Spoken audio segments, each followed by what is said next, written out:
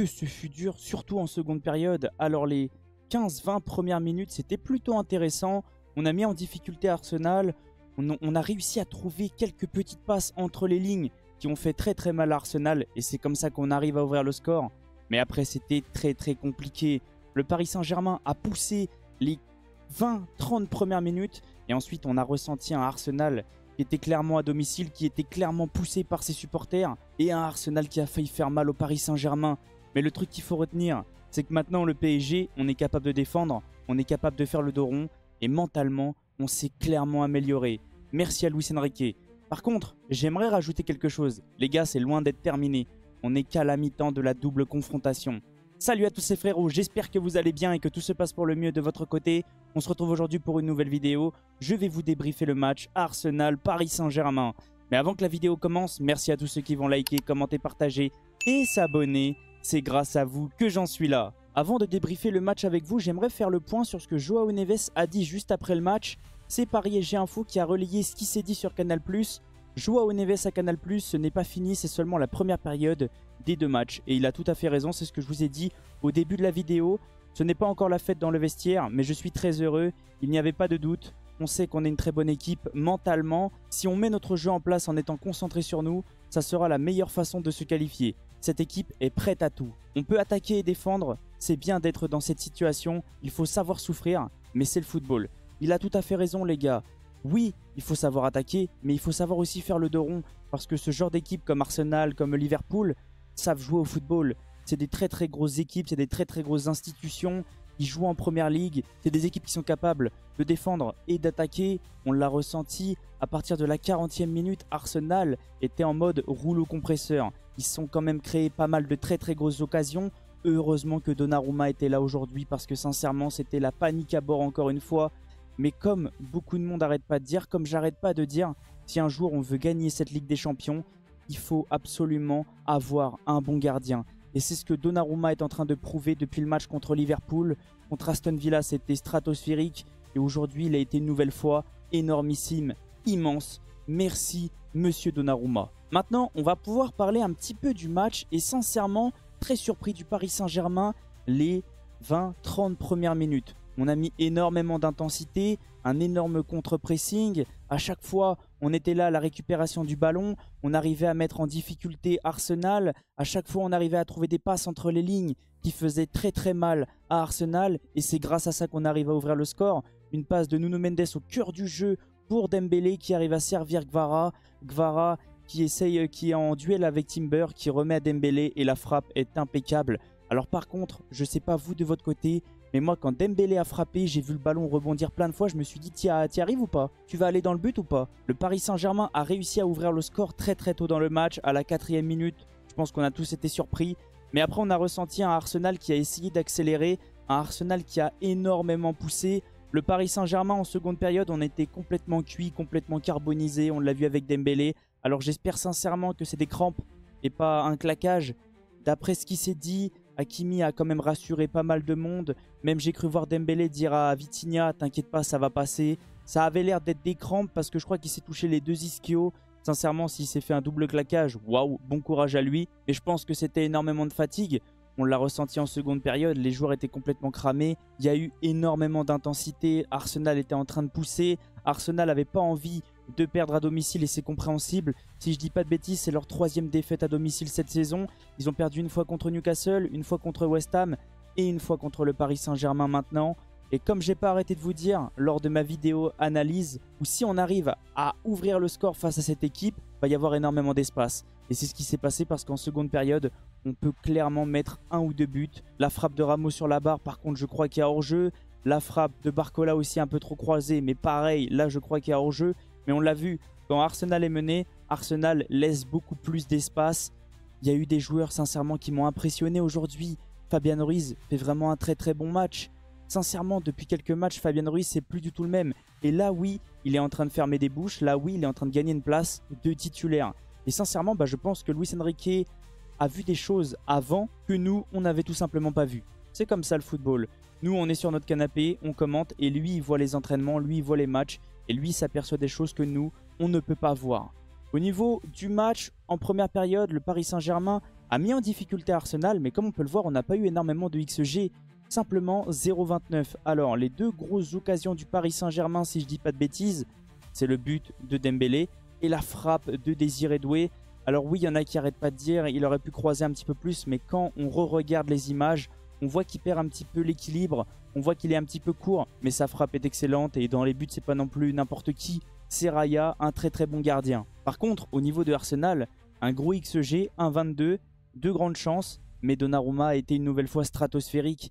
Il sort des parades exceptionnelles, la frappe de Martinelli, la frappe de Trossard, si je dis pas de bêtises, en seconde période.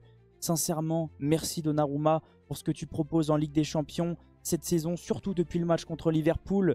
Au niveau de la seconde période, comme on peut le voir, un plus gros XG côté PSG, deux grandes chances. Je pense clairement que c'est les occasions de Ramos et de Barcola.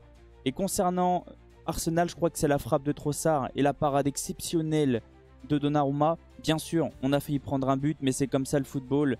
Il y avait hors-jeu, il y avait clairement hors-jeu. Sincèrement, j'étais écœuré parce qu'une nouvelle fois, on prend un but sur coup de pied arrêté. On le savait, c'est leur point fort, c'est notre point faible, c'est comme ça.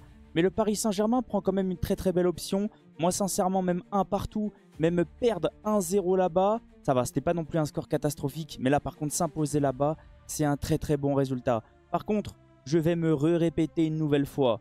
C'est loin d'être terminé. On l'a vu dans le football, tout va très très vite. On l'a vu contre Aston Villa, on menait 5-1, 5-4 en 2 minutes. On peut prendre un but au parc, donc méfiance. Calmons-nous. Oui, on peut être heureux, mais méfiance. Il reste encore 90 minutes avant de rejoindre la finale. Maintenant, on va pouvoir parler des compositions et ça va être assez différent de d'habitude parce que comme tout le monde le sait, maintenant je peux aligner les deux équipes et Arsenal est disponible sur mon site. Au niveau du Paris Saint-Germain, Luis Enrique a débuté avec un 4-3-3 très classique, mais il a surpris quand même pas mal de monde parce que c'était pas Barcola de titulaire, mais Désiré Doué. Il a débuté avec Donnarumma dans les buts, une défense, les latéraux Mendes, Hakimi, une charnière Pacho, Marquinhos, un milieu à 3 avec une pointe basse Vitinha accompagné de Neves et Fabian Ruiz et une attaque Gvara, Dembélé, Désiré Doué. Au niveau d'Arsenal, Arteta a débuté avec la compo que je vous avais proposée tout simplement. C'était Raya dans les buts, une défense, les latéraux Timber, Lewis Kelly, une charnière Saliba Kiwior, un milieu à 3 avec deux pointes basses Rice, Merino accompagné de Odegaard en numéro 10. Et une attaque Saka, Trossard, Martinelli. Au niveau des notes, je vais commencer par le Paris Saint-Germain. Luis Enrique, je lui ai mis 7,5. Et ouais, il s'est imposé à l'extérieur. Il prend une belle option pour le match retour. Bien joué Luis Enrique, bien joué la gestion tout simplement. Concernant Donnarumma, je l'ai clairement mis homme du match les gars. Il a fait des parades stratosphériques. Il mérite totalement son homme du match. Alors d'après ce que j'ai entendu, je crois que c'est Vitinha qui a eu le trophée d'homme du match. Je suis désolé, mais je suis absolument pas d'accord. Au niveau de la défense, on va commencer déjà par les latéraux. Mendes, je lui ai mis 7. Hakimi, j'ai mis 6. J'ai pas trop aimé son match, surtout défensivement. Offensivement aussi, il a perdu énormément de ballons. J'ai eu l'impression qu'il prenait beaucoup trop de risques. Défensivement, au niveau des retours, c'était assez compliqué. On l'avait déjà ressenti contre Nice que physiquement, c'était compliqué. Mais là, c'était très dur parce qu'à chaque fois, c'était soit Neves, soit Marquinhos sur Martinelli, mais comme tout le monde le sait, Martinelli va à 10 000. Et même Hakimi, quand il était dessus, il s'est fait manger plusieurs fois. Donc j'ai pas trop aimé son match. Je lui ai mis 6. Au niveau de la charnière, les deux à 7 parce qu'ils ont quand même réussi à tenir. Même si des fois Marquinhos m'a fait peur, surtout sur la situation de Martinelli quand il part dans son dos. Je crois que Marquinhos, il est en train de planer. Au niveau du milieu, j'ai beaucoup aimé le match de Ruiz. Sincèrement, gros match de Ruiz, je lui ai mis 8. Il était là, il était présent, il a récupéré beaucoup de ballons. À chaque fois qu'il fallait changer d'aile, il le faisait. Merci Ruiz pour ton match. Au niveau de Vitinha 7-5, ça va. Même si oui, il a perdu quand même pas mal de ballons. Des fois, j'ai eu l'impression qu'il faisait un peu comme Hakimi. Il prenait beaucoup trop de risques. Assez compliqué, mais quand même, ça va. C'était quand même assez intéressant. Il arrivait quand même à garder le ballon, à dicter le tempo. À chaque fois que le Paris Saint-Germain était en difficulté, il arrivait à calmer le jeu. Ça va, je vais pas non plus le critiquer. Neves, je l'ai senti un tout petit peu en dessous. Même si, clairement, il récupère une nouvelle fois un nombre incalculable de ballons. C'est lui qui nous sauve sur l'action où Merino peut déclencher une frappe, où il est à bout portant. Sincèrement, il tend son pied. J'ai eu peur que l'arbitre siffle le penalty. Mais non, Neves a positionné son pied parfaitement bien. Au niveau de l'attaque, Désiré Doué un tout petit peu en dessous. Surtout offensivement, mais je me suis rendu compte qu'il aidait énormément Hakimi. À peu près pareil pour Gvara, qui redescendait énormément pour aider Nuno Mendes. Des prises à 2, très bien jouées. Parce qu'à chaque fois, Saka était en difficulté, même s'il arrivait quand même à passer. Pareil pour Martinelli. Heureusement que Luis Enrique a demandé une prise à 2. Au niveau de Dembélé, buteur. Et sincèrement, merci Dembélé d'être décisif. Beaucoup l'ont critiqué parce que je crois que ça faisait 5 matchs qu'il n'avait pas marqué. Il a répondu présent aujourd'hui. Et au niveau de Kvara, je ne vais pas oublier sa passe D parce que son match est exceptionnel, surtout physiquement. Même à la fin du match, il faisait les efforts. Il a récupéré énormément de ballons. C'est lui qui est à l'origine du but. La passe D à Ousmane Dembélé. Il a fait extrêmement mal à Timber, surtout en première période.